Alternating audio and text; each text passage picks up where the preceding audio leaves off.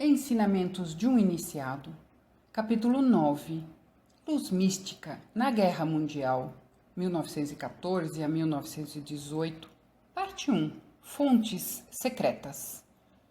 Os estudantes dos ensinamentos Rosacrucis sabem muito bem que nós, como espíritos, somos imortais, sem princípio e sem fim. Desde o passado remoto, estamos frequentando a grande escola da experiência por meio de sucessivas vidas. Nossos veículos ou revestimentos de matéria são constantemente aprimorados. Neles vivemos por determinado tempo, variando desde algumas horas até uma vida longa. Descartamos o invólucro mortal, muitas vezes já desgastado e decrépito, quando mais um dia da escola da vida se completa. Em seguida, iniciamos o caminho de retorno ao nosso lar celestial para repouso e assimilação das lições aprendidas. Mais tarde renasceremos e retomaremos as lições exatamente no ponto onde a aula anterior da Escola da Vida foi encerrada e fomos chamados de volta ao lar. Durante cada dia nessa escola, encontramos outros espíritos e estabelecemos laços de amor e ódio. Em vidas futuras, encontrar-nos-emos novamente, para que as dívidas, eventualmente contraídas e acumuladas no banco do destino, possam ser liquidadas. Assim, nossos amigos de hoje são aqueles com quem travamos amizade na vida anterior, e nossos inimigos são aqueles com quem nos indispusemos no passado esquecido. Desse modo, estamos continuamente tecendo a teia do destino no tear do tempo e criando para nós mesmos um manto de glória ou de trevas, conforme tenhamos agido bem ou mal. Mas nós não realizamos apenas nosso destino individual, pois, como diz o provérbio, nenhum ser humano vive só. Somos agrupados em famílias, tribos, raças e nações. Além de nosso destino individual, estamos unidos pelos destinos de família e de nação, porque estamos sob a guarda dos anjos e arcanjos. Eles atuam, respectivamente, como espíritos de família e de raça. São esses grandes espíritos que fixam em nossos átomos sementes a forma racial e as características particulares do corpo físico.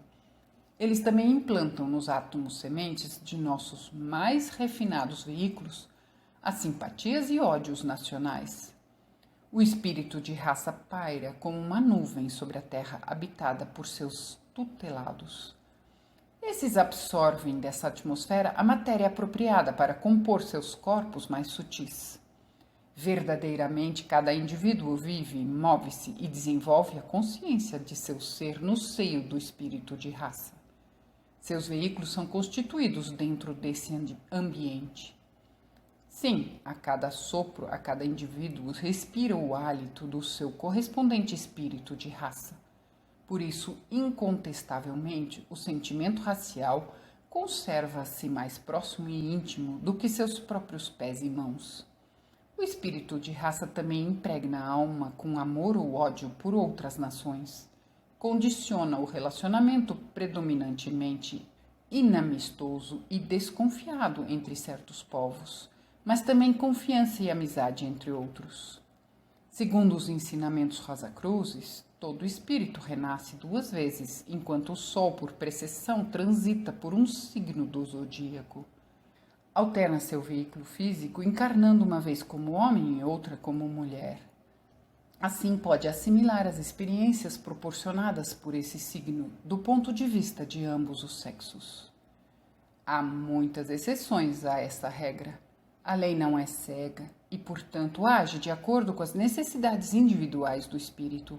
Os elevados seres denominados anjos do destino, na terminologia cristã, governam as linhas da evolução e têm a função de ajustar o relógio do destino. Definem com precisão a ocasião propícia para colher as safras do passado. Isso se aplica tanto para indivíduos como para agrupamentos humanos. Portanto, se estudarmos as características das nações recentemente engalfinhadas numa luta titânica, bem como os objetivos pelos quais estão lutando, e lançarmos um olhar retrospectivo pelas páginas da história, não há necessidade do dom da visão, nem mesmo da intuição, para localizar e inferir que as fontes da recente guerra foram geradas num passado distante. Para alguns historiadores, os filhos de Albion são uma reencarnação dos antigos romanos, mas sob a luz das investigações no domínio oculto, essa não é a completa verdade, pois também identificamos a presença de muitas raças estrangeiras naquela época. Entretanto, houve uma miscigenação com a raça dominante, donde se pode praticamente confirmar o fato mencionado pelos historiadores. Recordemos a história de Roma. O espírito democrático manifestou-se por meio da formação de uma república, logo depois do reinado dos 7 primeiros reis. Na sequência, teve início uma guerra expansionista, com o objetivo de conquistar o domínio sobre o mundo. No decurso dessas operações militares, houve uma batalha contra Cartago, numa violenta disputa pelo domínio do mar Mediterrâneo.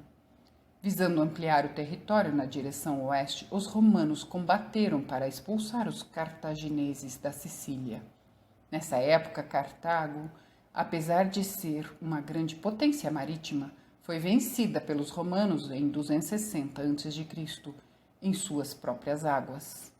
Em seguida a essa vitória, Roma levou a guerra para a África e foi bem sucedida no princípio, mas Régulo, o cônsul eleito, foi derrotado e feito prisioneiro.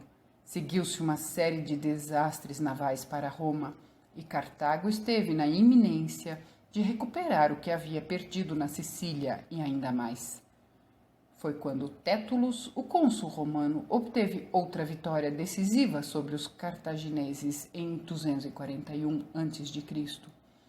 Disso decorreu a evacuação da Sicília e das ilhas adjacentes. Este foi o fim da Primeira Guerra Púnica, cuja duração foi de 20 anos. Mas Cartago não seria conquistada tão facilmente. Considerando o Estado romano como um poderoso adversário no mar, retomou as hostilidades, consolidando uma posição estratégica e segura na Espanha. O grande general cartaginês Aníbal Barca, cultivando um ódio profundo por Roma, declarou guerra em 218 a.C., conhecida como a Segunda Guerra Púnica. Seus planos foram elaborados em segredo e executados com uma rapidez nunca vista. Cruzou os Pirineus da Espanha para a França, atravessando os Alpes, lutou contra todos os obstáculos e invadiu a Gália, na região cisalpina, com apenas 26 mil sobreviventes do seu exército de 59 mil homens. Depois de sucessivas derrotas dos romanos, sobreveio a grande batalha de Cannes, em 216 a.C., onde a vitória de Aníbal foi completa. A Macedônia e a Sicília uniram-se aos conquistadores, e Aníbal avançou até a porta das colinas de Roma. Considerando essa cidade muito poderosa, recuou para o sul da Itália, onde foi derrotado, e Cartago viu-se obrigado a pedir a paz. Roma tornou-se a senhora do Mediterrâneo. Mas o ódio de Aníbal não arrefeceu, e quando ele e seus compatriotas, os cartagineses, renasceram na Prússia, os antigos romanos, como senhores dos mares, ocupavam as ilhas britânicas, e era inevitável que, com o tempo, um grande conflito ressurgisse. Como as antigas guerras púnicas geraram o recente conflito, também essa guerra, no seu devido tempo, trará a renovação da luta, a não ser que demonstremos um espírito de bondade ao tratar com o adversário vencido, ao invés de tratá-lo como fez Roma no passado, sem misericórdia e sem consideração. O desejo de agredir os outros deve ser eliminado dos militaristas dessas nações. É absolutamente imperativo que o mundo seja salvo da repetição dessa catástrofe. Todos devem empenhar-se para evitar as hostilidades. Medidas efetivas devem assegurar a manutenção da paz nos dias atuais, assim como no futuro. Caso contrário, amanhã reencontraremos com outra aparência aqueles com os quais estivemos em guerra hoje. Seja feita justiça, mas temperada e equilibrada com clemência, para evitar a perpetuidade do ódio. Portanto, são erradas as medidas severas, como, por exemplo, o boicote industrial. Bastaria que as nações envolvidas tivessem apenas uma parcela justa do comércio mundial. O novo continente americano, ainda não dominado por qualquer espírito racial, vê com maior imparcialidade e, portanto, com maior clareza do que qualquer outro o que é correto. Esperemos que as ideias americanas de justiça prevaleçam. Tenhamos sempre em mente que um erro nunca poderá corrigir e justificar outro. É imperativo viver e deixar viver.